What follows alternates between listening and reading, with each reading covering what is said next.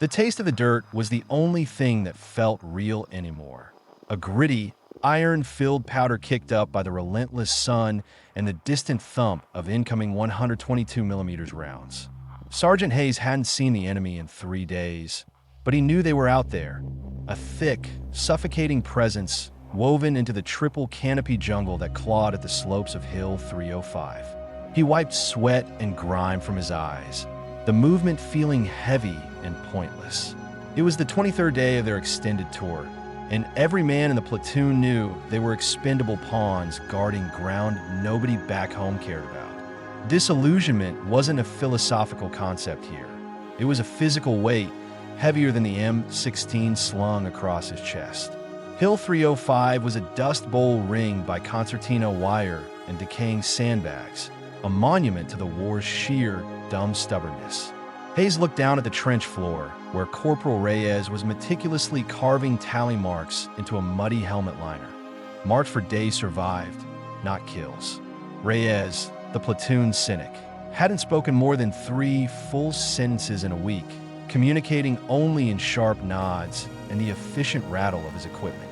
They were tired beyond exhaustion, operating on a cocktail of stale coffee, bad speed, and the primal fear of dying pointlessly 2 weeks before their rotation date. Then the waiting ended. It didn't start with a whistle or a yell, but with a tearing sound like wet cloth ripping in the sky. Hayes instinctively screamed, "Incoming! Get down!" even as the earth erupted 40 meters downhill. It was the sound that terrified him most, not the explosion itself, but the preceding silence, the knowledge that a piece of forged steel was screaming specifically for him. The first shell was a rangy shot. The second hit the ammo dump on the western flank, detonating a chain reaction of tracers and flares into the humid afternoon air. The sky immediately filled with a dark orange smoke plume, signaling to every NVA regiment within a 5-mile radius that the softening up had begun. Reyes didn't flinch, just settled deeper into the mud, his eyes fixed on the smoke. Hayes pulled the radio handset, his fingers slick with sweat. He knew what this meant. This wasn't a skirmish. This was the hammer, the final, desperate attempt to reclaim key terrain before the diplomats shook hands in Paris. They were alone, the nearest support 12 kilometers away, and Hill 305 was about to become the most expensive piece of dirt they had ever defended. The barrage intensified, turning the air into a physical wave of concussion, knocking the breath out of the lungs. The silence was over, replaced by a symphony of destruction that promised a long, bloody night. The air assault doctrine had drilled them for immediate response, for kinetic action, but nothing in training prepared them for the soul-crushing anticipation that followed the initial mortar frenzy. The bombardment ceased abruptly, leaving behind a ringing silence, so profound it felt like a vacuum in the jungle. This was the NVA's psychological warfare. Hit hard, then pause, letting the defenders stew in the wreckage, counting their dead and wondering when the inevitable human wave would crest the hill. Hayes used the lull to assess the damage. The western perimeter was a shambles, the wire cut in several places, and 3 men were confirmed Kia, their bodies mangled by shrapnel. Doc Miller, the medic, a wiry kid from Tennessee who looked perpetually 12, was already moving through the trenches, his face a mask of pale professionalism, prioritizing the arterial bleeds. He didn't speak. He just moved, his hands stained dark red, leaving small, horrifying puddles in his wake. Hayes crawled toward the eastern sector where Specialist Vance manned the heavy machine gun, his eyes wide and fixed on the thick green beyond the concertina. "Vance, status report. How's this 60 holding?" Vance swallowed hard, the movement visible in his gaunt throat. "Fine, Sarge. Got about 600 rounds left. Just wish they'd hurry up and show themselves. This waiting is worse than the noise." Hayes understood. The jungle was their enemy and their shroud. The humidity was so thick it felt like breathing water, and the vegetation was a uniform, blinding green that hid everything. The sniper, the sapper, the battalion preparing to charge. He thought back to the brief moments of peace they had experienced 3 days prior. Sitting under a stretch poncho, sharing warm beer smuggled in by a helicopter pilot who traded favors for hashish. That memory felt like it belonged to a different lifetime, a different war.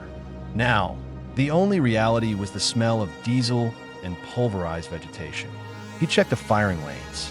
They had placed claymores carefully, tripwires almost invisible, but he knew the NVA excelled at finding the seams in their defense.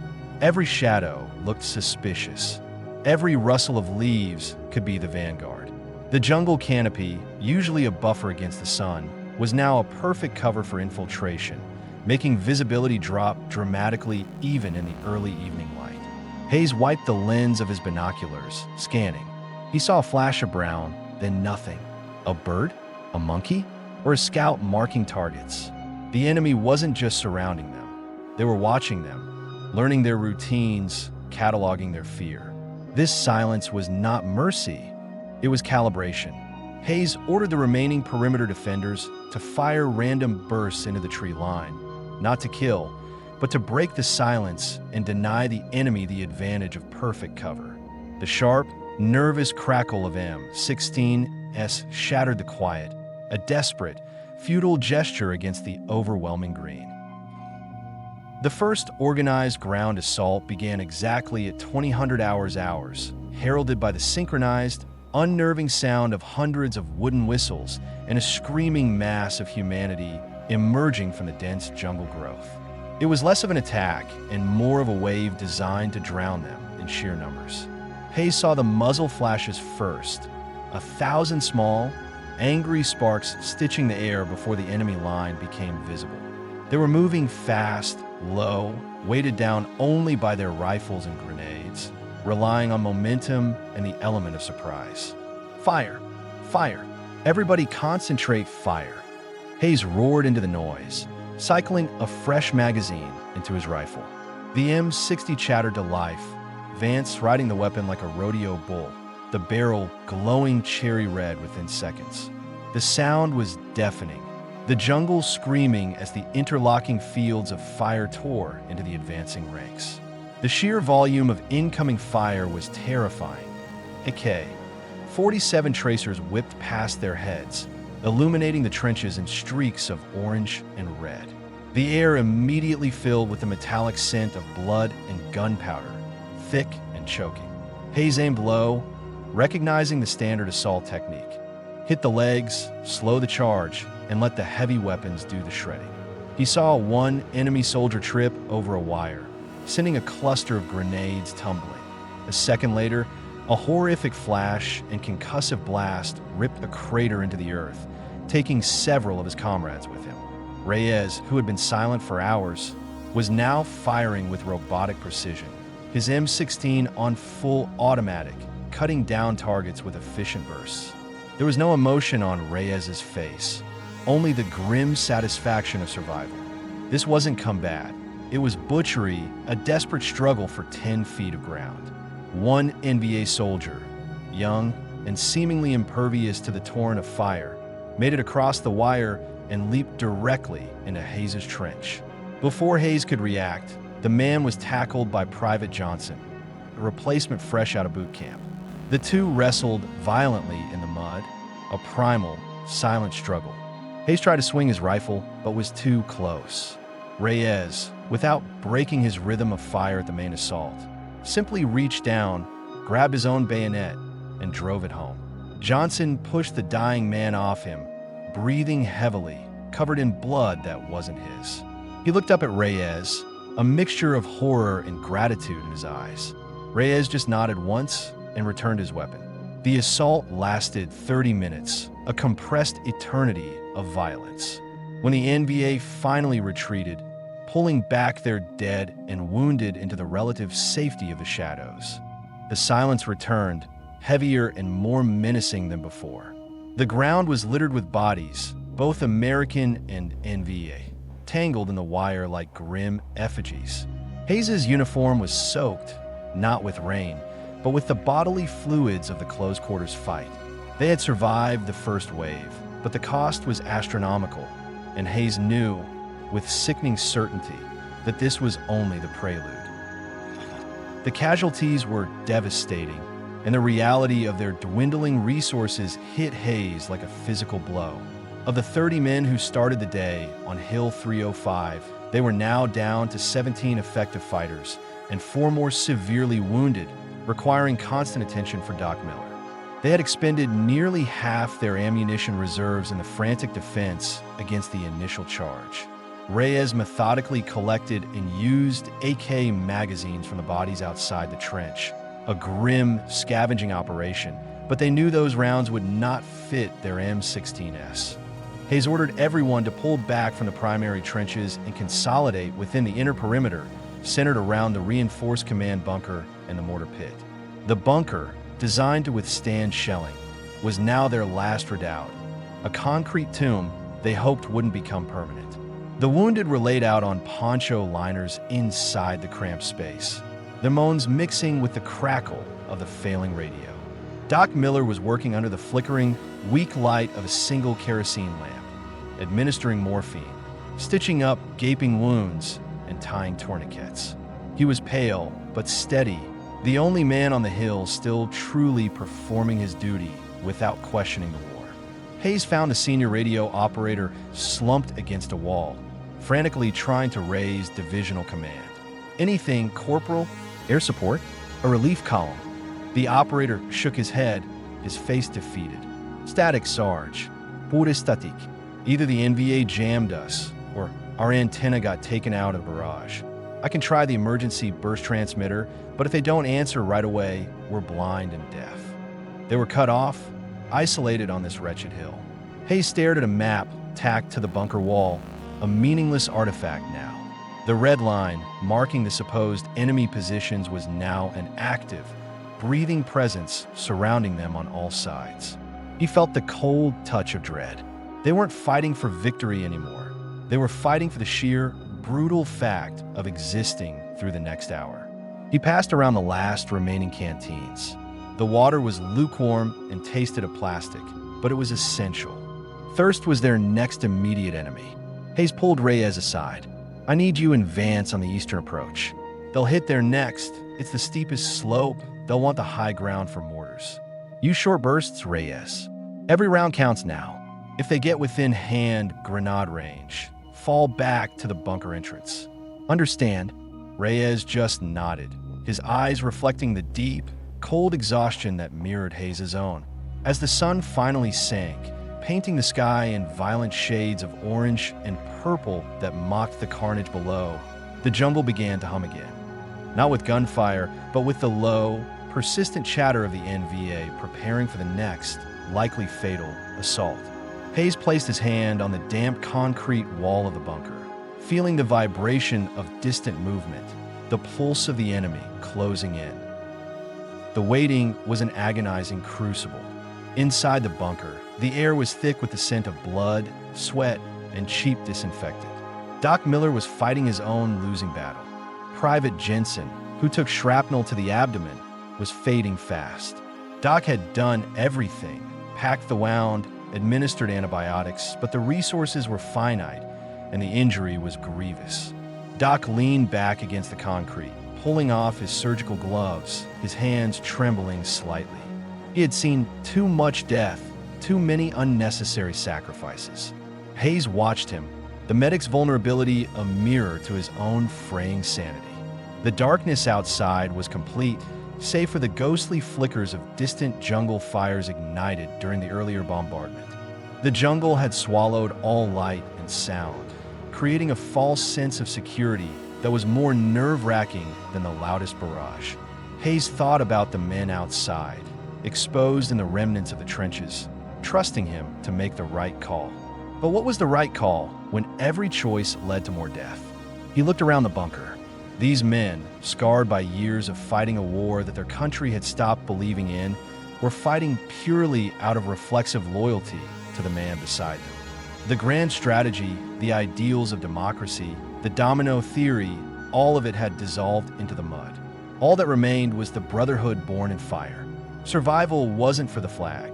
It was for Reyes, for Vance, for Doc, so that they might see home again, even if he didn't. This led him to a desperate, fundamental question that echoed the disillusionment felt by troops across the entirety of I Corps.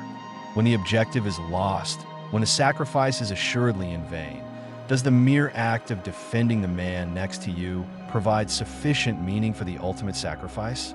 Is that unbreakable bond the only true victory we can ever claim in a conflict destined for defeat? This hill, 305, was strategically irrelevant now, merely a speed bump. But to the men fighting on it, it was the universe. Hayes realized that if they fought purely for each other, perhaps the futility of the war itself wouldn't matter quite so much. That shared fate, that grim acceptance, was the glue holding them together. He grabbed a fresh magazine, the metal cool and reassuring in his palm, and crawled out of the bunker and back toward the line where Reyes and Vance were stationed. He needed to see their eyes, to feel their conviction, because his own was dangerously thin. The night was pregnant with menace, and the NVA knew exactly when the defenders' morale would be lowest. Hayes knelt beside Vance, who was clutching the M60, his knuckles white. "They're coming soon, Vance. Stay low. Wait for the whistles."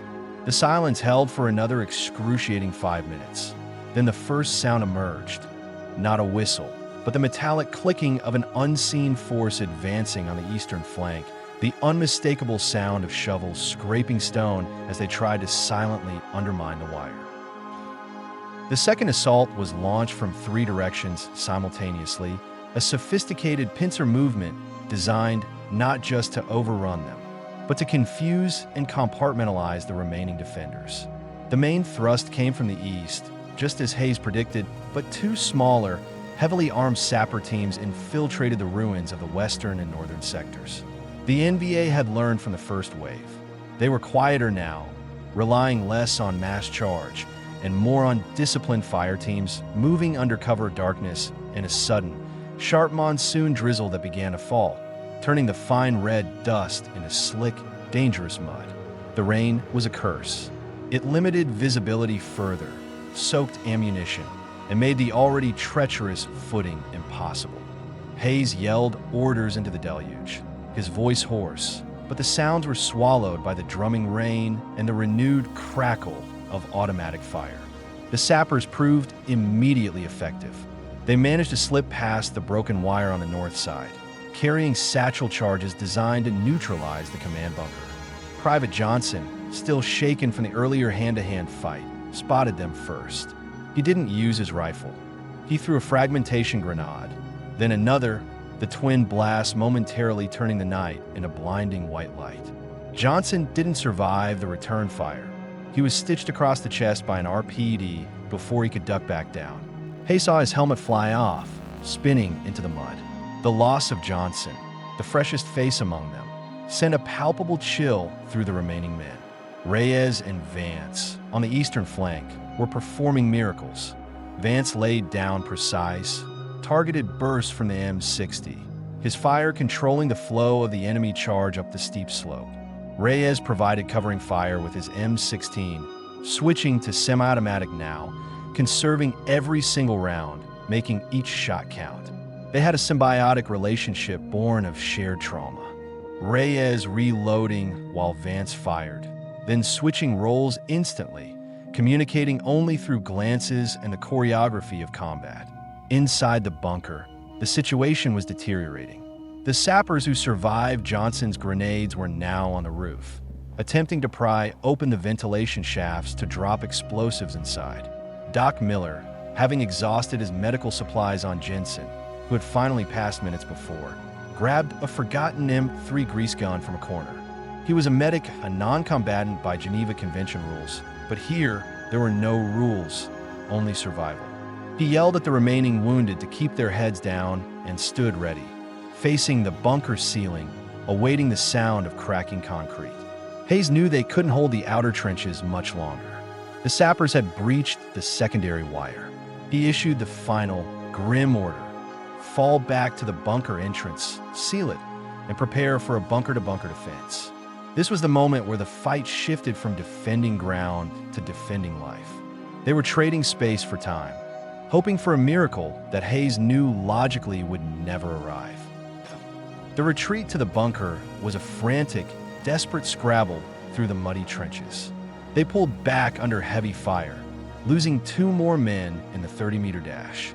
The remaining 12 effective fighters piled into the narrow entranceway, sealing the heavy steel door just as the NVA began throwing Chi-Com grenades, the small explosives rocking the reinforced concrete. Hayes was covered in mud and blood, his breath coming in ragged gasps. He found a radio operator still slumped, staring vacantly at the dead equipment. "Can you boost the signal, Corporal? Give me something. Anything. We need fire support now." The operator, spurred by the imminent danger, flipped a switch on the emergency burst transmitter, a relic designed for brief, encoded messages. "It's one shot, Sarge. If they don't catch it, we're done." Hayes grabbed the handset. He didn't bother with codes or pleasantries. He transmitted a single, panic string of numbers and coordinates, his own location, followed by the terrifying request: "Danger close. Fire for effect. Danger close, goddammit. This is 305.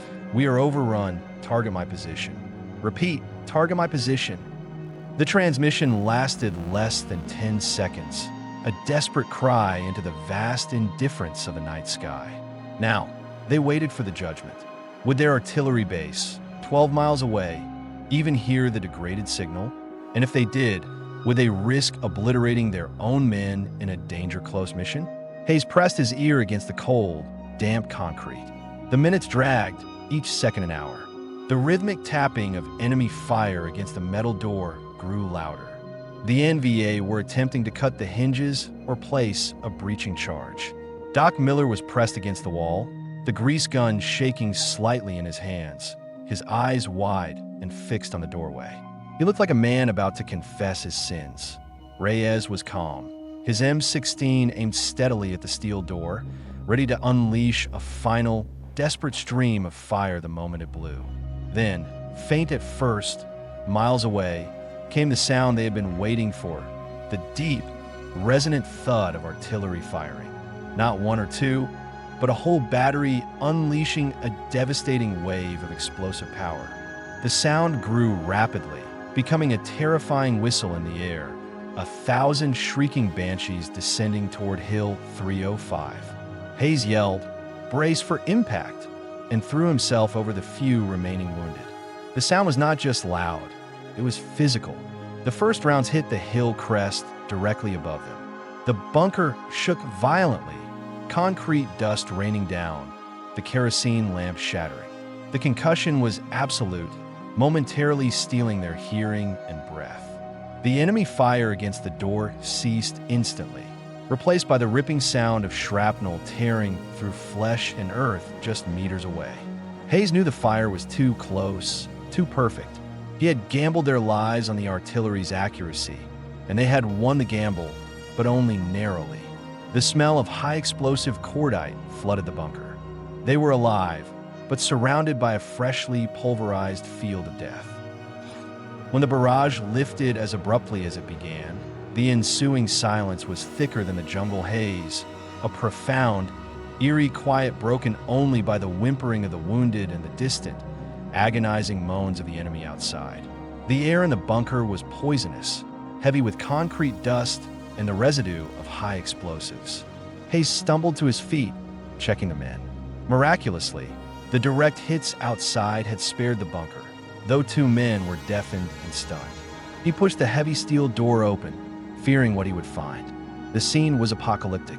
The crest of Hill 305 was churned into a gray and red wasteland. All remaining traces of the enemy's formation had been obliterated. The jungle line was further back, but he could hear the confused shouts and frustrated, painful withdrawal of the NVA who had survived the blast zone. The artillery had bought them time, but at a horrific cost to the hill itself. The fighting wasn't over. The enemy would regroup, but the shock effect of the danger-closed mission had succeeded in breaking the momentum of the final assault. Hayes needed to know what ammunition remained. He ordered a full inventory. The report was grim. Fewer than 200 M16 rounds remained among the 11 men still capable of fighting, plus 1 full belt of M60 rounds for Vance. They had perhaps 20 fragmentation grenades left. They were critically low on water, and completely out of medical supplies, save for a few stray bandages. Doc Miller, his youthful face streaked with tears and grime, simply sat against the wall, staring at the empty morphine vials. Hayes found Reyes meticulously cleaning his weapon, ignoring the carnage outside. "Reyes, what's the plan now? We hold until dawn, or we try to break out?" Reyes finally spoke, his voice dry and raspy. "We hold, Sarge. They know we're here. They know we're low. If we move, they pick us off in the brush. We die standing on this pile of rocks, or we don't die at all." Reyes was right. Their only hope was daylight and the chance, however slim, that command received the second, less desperate transmission the radio operator had managed to send during the artillery strike, requesting extraction or immediate resupply. Hayes positioned the men in shifts around the bunker entrance, telling them to fire only at confirmed targets and only single shots. He placed Vance and the M60 at the ready, saving the last belt of heavy fire for the moment he knew would come. The final, suicidal human wave at dawn. He walked the perimeter, the chill of the morning air cutting through the dampness of his uniform. The silence was absolute now. The jungle was waiting for the sun to rise, waiting for the final act of this wretched drama. Hayes knelt next to a shallow crater, picking up a shard of shrapnel, still warm from the explosion. The war had stripped them down to nothing but their most basic instincts. They were ghosts fighting shadows, surviving on pure, unadulterated hatred for the thought of dying here, now, after making it this far. The wait for dawn was the longest night Hayes had ever endured. The remaining men were huddled in silence, their eyes burning with exhaustion and a terrible certainty. Hayes knew the NVA commander, having suffered heavy losses from the artillery, would commit his reserves to one final, overwhelming push at first light, counting on the Americans being too depleted and demoralized to resist. He ordered the remaining fragmentation grenades rigged as primitive booby traps around the immediate bunker perimeter, using tripwires and strategically placed rocks to maximize the chaotic effect. The M60 was positioned directly at the mouth of the bunker, Vance ready with the last full belt. Hayes looked at the men, their faces etched with the cumulative fatigue of the last week. Reyes, the cynical rock, was loading his final magazine, checking the rounds one by one. Doc Miller, having failed to save the wounded, now seemed strangely resolute, clutching the grease gun, ready to defend the men he couldn't heal. Hayes addressed them in a low, even tone. "Look around, men. This is it. We made it this far because of the man next to you. Not for the flag, not for the politicians, but for him. We are out of ammo, out of water, and out of luck. But we have one thing they don't have, the knowledge that if we take them down with us, we go out fighting for something real. We make this hurt. We make this'll cost them dearly." He felt the profound, tragic absurdity of the moment. An entire platoon of Americans reduced to 11 men, fighting their last stand for a meaningless piece of red dirt, simply because they refused to betray the person standing beside them. The sky began to lighten, shifting from deep indigo to a bruised, heavy gray. The moment had arrived. Hayes could hear the distinct sound of movement from the tree line. Not the disorganized shuffling of the previous night, but the quiet, disciplined approach of disciplined troops. He could make out shapes now, darker masses against the gray dawn, moving slowly, cautiously, expecting the Americans to flee. Hayes waited until the leading elements were within 20 yards, close enough to be inside the kill zone. He raised his M16, pointing it toward the advancing line, his finger resting lightly on the trigger. He wasn't afraid of dying anymore. He was only afraid of not taking enough of them with him. He drew a deep breath of the cold, damp air, savoring the moment before the inevitable chaos. Then he yelled the single word that would initiate the final, desperate act of defiance. "Now!" Hayes' command detonated the final defense. Reyes threw the first grenade, the blast ripping into the point element of the NVA assault team. Vance opened up with the M60, the weapon roaring to life one last time, spitting the remainder of the ammunition belt into the tightly packed ranks of the enemy. It was a terrifying, short-lived torrent of fire, designed to achieve maximum shock and damage before their ammunition ran dry completely. The effect was immediate and brutal. The NVA charge stalled, momentarily thrown into disarray by the concentrated blast of the machine gun and the flurry of grenades. Hayes fired his M16 until the bolt locked back, the empty magazine clicking uselessly. Reyes did the same. Within 30 seconds, the last of the platoon's organized fire ceased. The silence that followed was agonizing, broken only by the whimpering of the dying NVA soldiers and the relentless, driving rain that had returned with the dawn. Hayes grabbed a fallen rifle, using it as a club, ready to meet the survivors in hand-to-hand combat, their final desperation turning the bunker into a gladiatorial ring. But the enemy did not immediately charge. They hesitated, confused by the sudden, intense resistance for what they expected to be a broken force. That hesitation, that single minute of confusion, saved them. From the distant south, a new sound began to cut through the noise of the rain, the distinct, heavy chop of approaching Huey helicopters. Not one, but three, flying low and fast beneath the cloud cover. Command had received the emergency distress call after all. The sight and sound of the relief flight was like a physical jolt of adrenaline. The NVA, realizing their window of opportunity had closed, began to melt back into the jungle. Their mission to capture Hill 305 failed only meters from the objective. Hayes watched as the three gunships arrived, circling the hill, their door gunners laying down a furious, suppressive fire into the retreating jungle line. The sight was overwhelming. Tears mixed with the grime on Hayes' face. They had won, not by achieving an objective, but by simply refusing to die. The first Huey landed precariously on the shell-pocked hill crest, its rotors stirring up a vortex of mud and debris. A heavily armed relief squad jumped out, securing the perimeter. Hayes looked at the faces of the fresh troops. They were clean, bewildered, and horrified by the scene of carnage. They were here too late to fight, but just in time to save them. Hayes turned to Reyes, who was leaning against the bunker wall, his face expressionless. "We made it, Corporal. We made it." Reyes just slowly shook his head, looking not at the arriving soldiers, but at the empty magazine in his hand. "Did we, Sarge?" he whispered, his voice choked with exhaustion. "We survived. That's all." The distinction was brutal and profound. They hadn't claimed a victory. They had merely deferred their defeat. Hayes knew the battle for Hill 305 was over, but the war inside them had only just begun. The extraction began immediately, pulling the surviving wounded and the shattered defenders off the hellish hill. Hayes took one last look at the ravaged landscape, the silence now deafening, the jungle waiting to reclaim the bloody earth.